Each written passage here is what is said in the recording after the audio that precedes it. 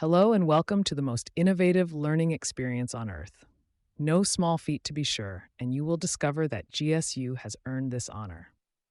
Global Sovereign University is a free school for everyone. Homeschooled children, students in traditional classrooms who are hungry for better tools, and adults who never stopped wanting to learn. No two people learn the same way, so there's no cookie cutter approach here. For every book, GSU gives you 6 ways in, and all 6 are free. Game on a Field report on free, unstoppable, gamified learning, and the rise of sovereign education field notes from outside the gate. For centuries, education was a walled city. We called it a public good while we ran it like a guarded port. Entry priced by money, location, timing, and paperwork. And even then, opening into a system that confused attendance with understanding. This book is not an argument about that system. It is a field report from the other side of the wall. A field report is what you write when you are tired of theories.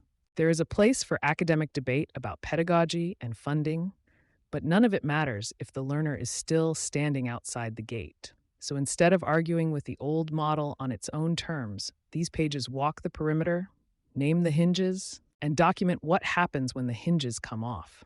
When a university decides not to charge, not to close, not to demand permission, and not to depend on a stable internet connection to teach a human being something true. What you will find inside is not a brochure. You will meet Gino, an always-on tutor who answers the 50th question without growing annoyed, expensive, or unavailable. You will see a campus that can broadcast from a single device in a single room. You will watch games that make you do the skill instead of guessing about it in an anonymous arena where merit is the only credential that survives. You will reach a human final audit that proves mastery is not a sticker you purchase, but a capability you develop. Underneath all of it is one conviction, plain enough to build a university on. Every person on Earth is born with an American spirit, an untamed yearning for a better tomorrow. The gates were never meant to hold that spirit back. They simply got there first and stayed long enough to feel like nature. They are not nature. They are artifacts. And once you can see the hinges, you can take them off. In the old model, the system says, prove you belong here. In the new era, it says one word instead, begin. Innovation awaits everyone who visits Global Sovereign University, where learning is gamified for an enhanced learning experience, and where Gino, the AI tutor, is here for everyone. Gino speaks 32 languages and understands 70 languages. He has memorized today's book and is ready 24/7 to help you to learn, your one-on-one teacher. There is zero cost, no ads, no email, no names, and no credit cards, just pure learning and gaming. So, game on. Chapter 1, Breaking Down the Gates, the New Era of Education. Subchapter 1, The Barriers of Traditional Learning. For centuries, education has been treated like a walled city. The world talks about it as if it were sunlight, a public good, something every child is entitled to. But the lived reality has always been closer to a guarded port. Entry depends on money, location, timing, and paperwork. And even when the gate opens, it often opens into a system that confuses attendance with understanding. The first barrier is the one everyone names but few fully reckon with, cost. Tuition is the obvious villain, but it is only the headline. Under it sits a whole ecosystem of quiet prices. Test fees, application fees, books that cost as much as a week's groceries, software licenses, optional tutoring that becomes mandatory the moment a student falls behind, transportation, childcare, lost wages. Even public school, nominally free, is riddled with pay-to-participate realities that accumulate until free becomes a technicality. Cost is not just a financial barrier, it is a psychological one. The invoice teaches a lesson long before the curriculum does. It teaches people that knowledge belongs to someone else and that access must be granted by someone with a clipboard. A learner who grows up hearing "we can't afford that" internalizes the idea that learning itself is a luxury product. That belief is heavy. It follows them into adulthood, where curiosity becomes something they ration, not something they pursue. They stop asking questions, not because they lack intelligence, but because they were trained to associate questions with bills. The second barrier is geography, and it is more brutal than most urban conversations admit. People speak as if the internet solved distance. It did not. The internet made distance visible. There are still towns where the nearest decent library is an hour away. There are rural school districts trying to keep a chemistry lab functioning with equipment older than the teacher. There are whole regions where advanced placement is a rumor, and the idea of specialized help for dyslexia is as distant as snow. Even where there is connectivity, there is not always capacity. A slow connection turns modern education into a taunt. Videos buffer, interactive tools, timeout. Downloads fail at 98%. The student is told to just watch the lesson, the way a starving man is told to just go to the store. This is why the phrase, "the places the internet forgot," is not poetic, it is literal. The global conversation assumes a stable signal like it is part of the atmosphere. Millions live outside that assumption. The third barrier is time, and it is the most underestimated. We schedule education as though human curiosity follows school calendars. It does not. Questions appear at midnight. Motivation hits in bursts. A parent decides on a random Tuesday that they will not let their child fall behind. A teenager becomes fascinated with wiring or coding because they saw one video and felt the spark. Traditional education responds to these moments with bureaucracy. Wait for the next term, the next semester, the next enrollment window, or the next available appointment. The system is built around the institution's convenience, not the learner's urgency. This is where the always-on idea becomes more than a tech feature. It becomes a moral correction. When GSU later says that Gino answers at 3 in the morning, it is not bragging about a clever chatbot. It is declaring that learning happens when it happens, and the support should be there when the mind is ready, not when an office is open. The fourth barrier is permission. Education is one of the few arenas where we still accept gatekeeping as normal. You need the right age, the right prerequisites, the right transcripts, the right referrals, the right identity documents, the right residency, the right language, and the right standardized scores. Gatekeeping is often defended as standards, but standards and gates are not the same thing. Standards measure what you can do. Gates decide whether you are allowed to try. This matters because permission-based systems train people to see themselves as applicants rather than builders. An applicant waits to be chosen. A builder begins. A learner who must ask for access is never fully sovereign in their education. Their progress can be paused, revoked, or priced upward. The gate may open today and close tomorrow. The learner learns to move cautiously, to avoid provoking authority, and to treat knowledge as a borrowed privilege. The fifth barrier is language. The modern world praises multilingualism, but education systems still behave as if the real learning happens in one dominant tongue and everyone else is catching up. A concept can be simple in your first language and impossible in your second. A student may be brilliant and still fail because the instruction arrives in a linguistic costume that does not fit. This is not a small issue. It is the difference between comprehension and mimicry. Many learners become skilled at memorizing sounds they do not fully understand. They can repeat a definition without being able to use it.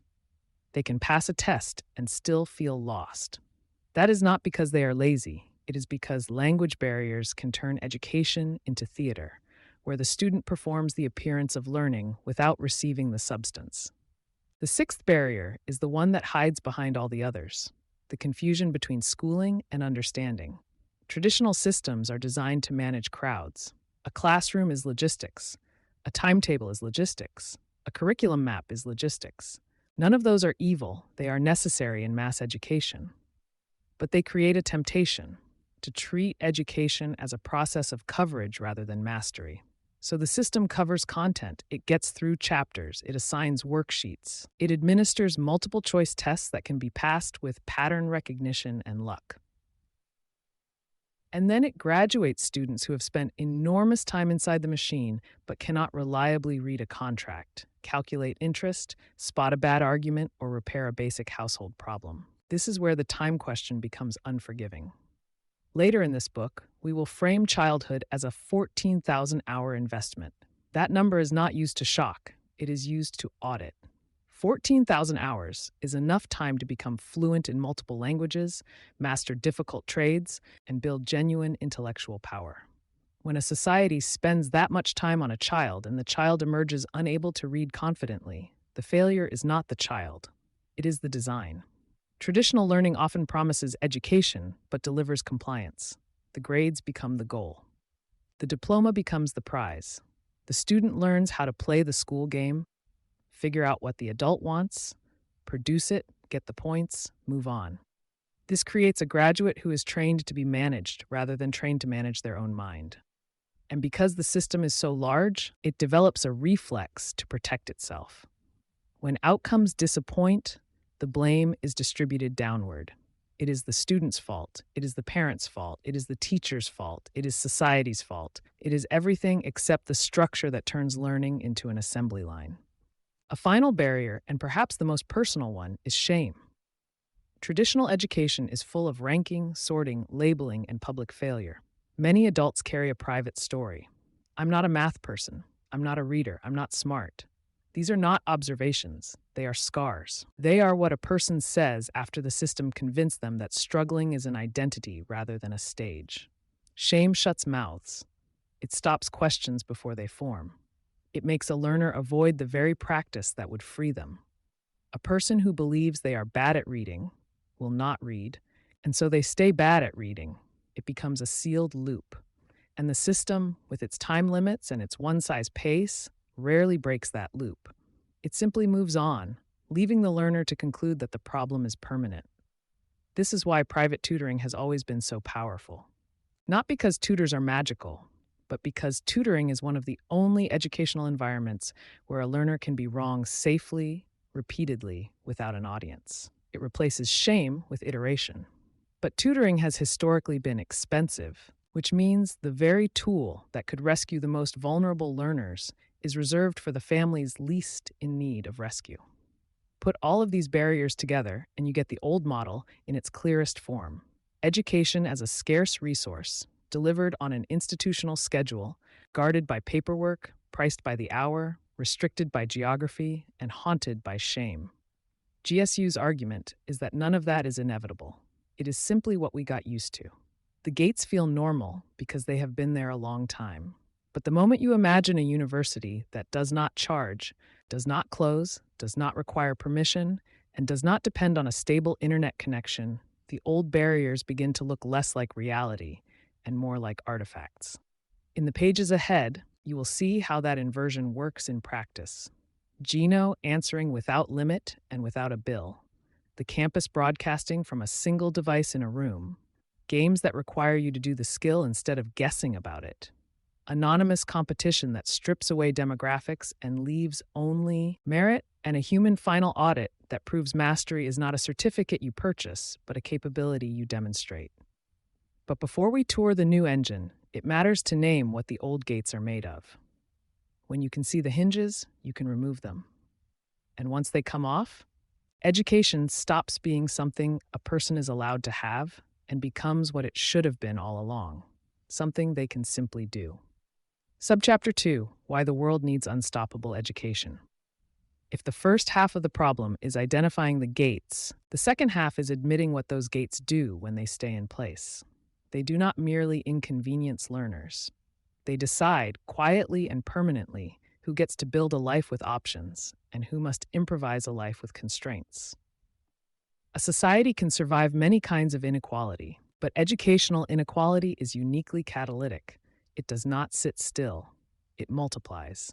When a child cannot read confidently, every subject becomes harder than it needs to be. When an adult cannot calculate interest or interpret a contract, they are not merely bad at math. They are easier to exploit. When a citizen cannot spot a bad argument, they are not merely uninterested in politics. They are easier to manipulate. The gates of education are not just about school. They are about power and the distribution of it. This is why the world needs unstoppable education, not better schools in the usual sense. Better schools are still schools, buildings with hours, staff schedules, enrollment windows, and budgets. They can improve outcomes, and good teachers change lives. But the structure itself still assumes something that is increasingly false, that learning can be scheduled, geographically anchored, and permissioned without consequences. The modern world does not operate on a school calendar. A layoff does not wait until summer break. A medical diagnosis does not align with the semester. A teenager's curiosity does not politely appear during third period. A new technology does not pause so a district can approve a textbook adoption. The pace of change has become a constant pressure, and the old model of education, even when well-intentioned, is episodic. It assumes learning happens in bursts: child, then student, then graduate, then supposedly finished. But the reality is that the need to learn is now continuous. The jobs change, the tools change, the rules of finance shift, the information environment mutates. A person who is not learning is not standing still. They are being outpaced. That is not a moral judgment. It is a description of motion. In a world where the ground moves under your feet, education cannot be a one-time credential. It has to be a permanent capability. Unstoppable education starts with a simple reversal. Instead of asking, how do we get learners into the institution, it asks, how do we get the institution into the learner's life? That sounds like a slogan until you follow the chain of consequences. If education is going to survive contact with real life, it has to become as accessible as the problems people face. It has to show up in the exact moments the gates used to punish: the midnight question, the rural dead zone, the family that cannot pay, and the adult who is ashamed to admit they don't understand. This is also why free is not a marketing detail. It is a design requirement. As long as education is metered, the poorest learners will ration it like water. They will stop the tutoring session early. They will avoid asking follow-up questions. They will decide, consciously or unconsciously, that confusion is cheaper than clarity. Charging for understanding produces a predictable outcome. The people who most need time to learn receive the least time to learn. The world does not need more content. It needs more comprehension. The internet is already full of lectures, PDFs, and tutorial videos. Yet the same old outcomes persist because content and comprehension are not the same product. Content is something you can hand out once. Comprehension is something the learner must build inside their own mind through repetition, correction, and patient explanation that adapts to what they did not understand the first time. That is the hidden reason the gate model fails. It treats learning like distribution. Put the information out there and the job is done. But every teacher knows the truth. Information is not the scarce resource. Attention is. Practice is key. Feedback is. Safety is. The ability to be wrong without humiliation is. The ability to try again tomorrow is. And tomorrow matters because mastery is rarely a single dramatic breakthrough. It is the boring miracle of repetition. The learner sees the concept, then they forget it, then they retrieve it, then they use it under pressure, then it becomes automatic. That process is not poetic, but it is how skills become permanent. Any system that makes repetition expensive, inconvenient, or embarrassing will produce fragile learning. The learner can pass a test, then crumble when the skill is needed in real life. Unstoppable education refuses to be fragile. It is built around the assumption that learners will come and go, struggle, return, and start again. It is education that does not punish the ordinary rhythm of being human. It does not require that a person be perfectly organized, perfectly resourced, perfectly calm, and perfectly confident before they're allowed to begin. This is where the always-on idea becomes a moral stance, not a technical trick. If a learner's question arrives at 3 a.m., the system should not reply, "Try again during business hours." When the earlier section described the tyranny of time and permission, it was not exaggerating. Those gates train people to treat curiosity as an interruption. Unstoppable education treats curiosity as the main event. It also treats language as a doorway rather than a barrier. The world is filled with bright minds trapped behind translation delays. A concept understood in one language can be fog in another, and education has been far too comfortable with that fog. When learning is truly unstoppable, it speaks to the learner in the language where their thinking is sharpest. Anything less is not rigor. It is friction disguised as tradition. There's a second reason unstoppable education is required now, and it is less discussed because it makes polite institutions uncomfortable. The information environment is hostile.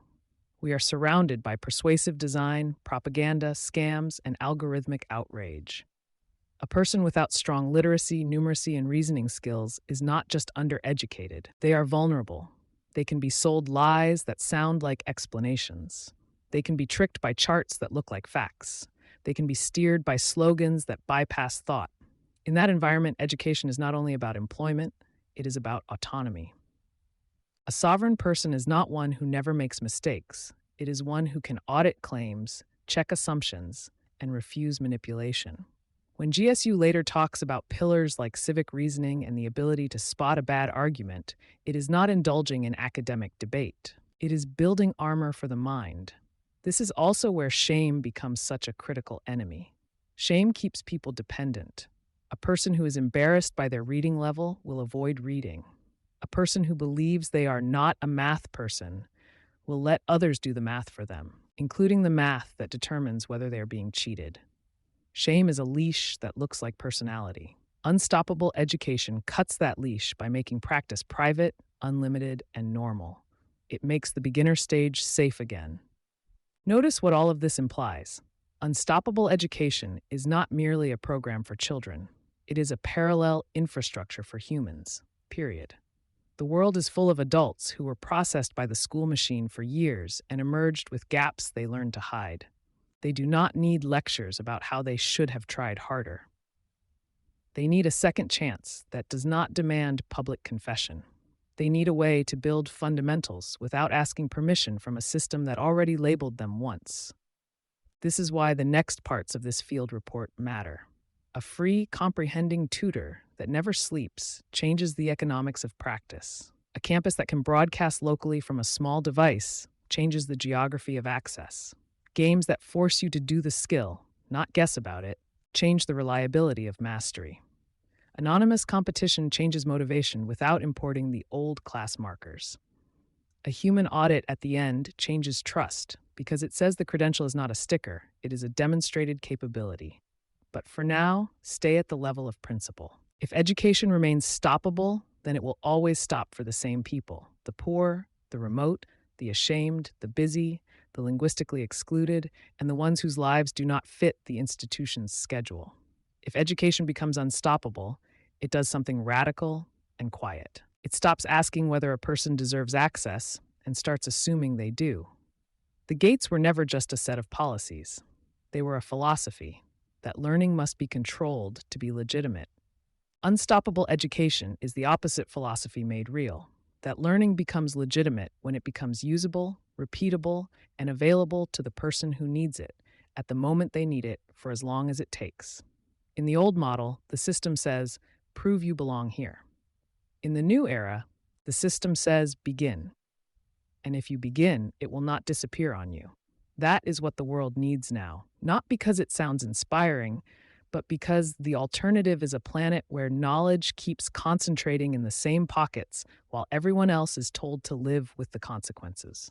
Subchapter 3, Field Report Gates Off the Hinges. A field report is what you write when you are tired of theories.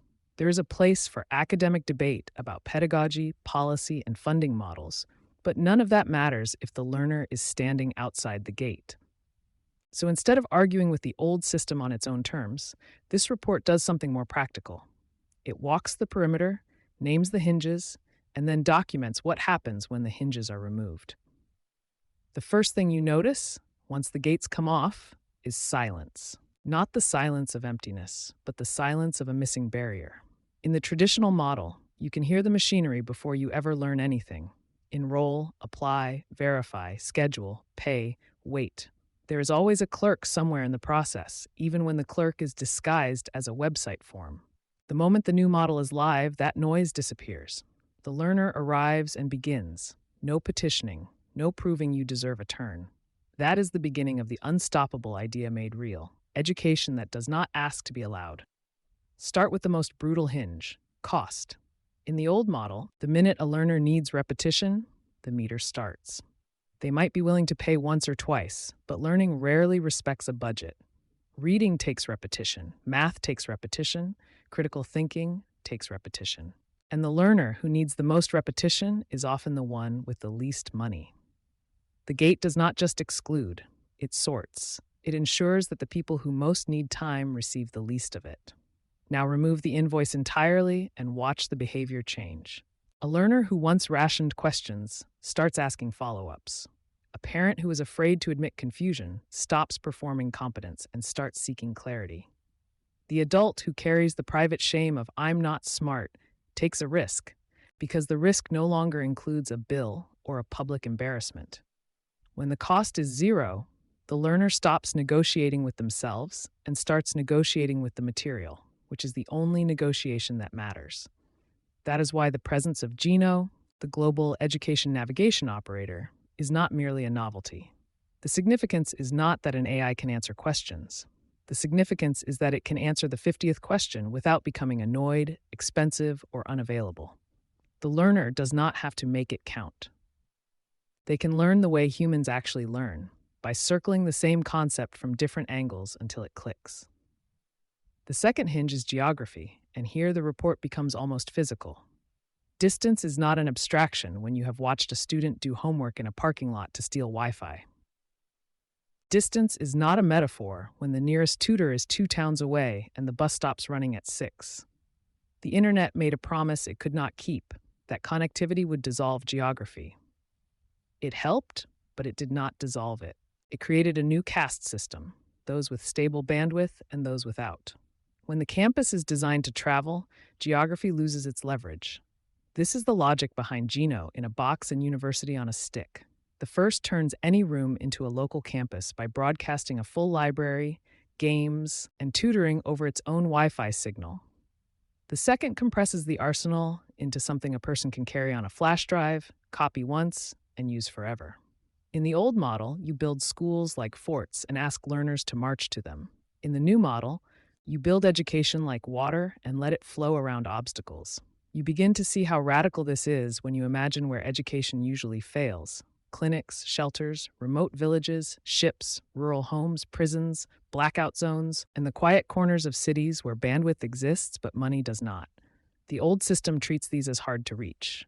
The new system treats them as ordinary destinations. If education can broadcast itself into a room, then the room becomes the campus. The learner becomes the address. The third hinge is time. Traditional education runs on calendars and office hours, as if curiosity arrives politely during business hours and personal crises schedule themselves around semesters. Real learning does not work that way. The question comes at 9:47 p.m. The motivation hits on a random Tuesday. The urgency arrives after a layoff, a diagnosis, a divorce, or a mistake that finally forces someone to face what they do not know. The gate of time is removed the moment a tutor answers at 3 in the morning. But the deeper removal is psychological.